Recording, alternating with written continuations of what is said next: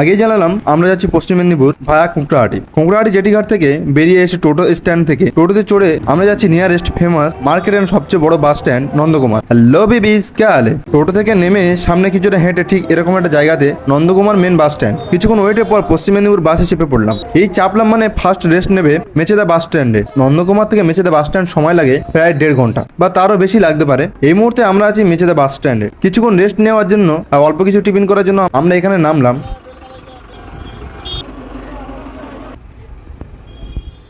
তারপর 1:15 Mecheda bus stand থেকে বাসটা ছাড়লো। মেচেদা থেকে পশ্চিম মেদিনীপুর এলআইসি বাস স্ট্যান্ড প্রায় 2.5 থেকে 3 ঘন্টার ডিস্টেন্স। বাসের মধ্যে কিছুক্ষণ ঘুমিয়ে কিছুক্ষণ চারদিকের ভিউ আর প্রকৃতির সৌন্দর্য উপভোগ করা, আবার এতক্ষণ জার্নি করব এই ভেবে মাঝে মাঝে বোরিংও হচ্ছে। তো এইভাবে পুরো জার্নিটা কমপ্লিট করলাম। আমরা প্রায় এসে গেছি এলআইসি বাস স্ট্যান্ডের কাছাকাছি। এটা চন্দ্রকোনা হাইওয়েতে অবস্থিত। ঠিক এই জায়গা থেকে টোটোতে চেপে পৌঁছলাম ভাইয়ের মিশনে প্রায় 10 মিনিটের মধ্যে। অ্যাকচুয়ালি আমি ভাইকে নিয়ে এসেছি এলাইগঞ্জ মিদনাপুর আলামিন মিশন। হ্যাঁ, ভাই এখানে পড়াশোনা করে আর এই বছর ক্লাস 12-এ উঠলো। আর তোমরা কোন ক্লাসে পড়াশোনা করছো বা কোথায় পড়ছো বা কলেজে পড়ছো কিনা কমেন্টে কিন্তু জানিও।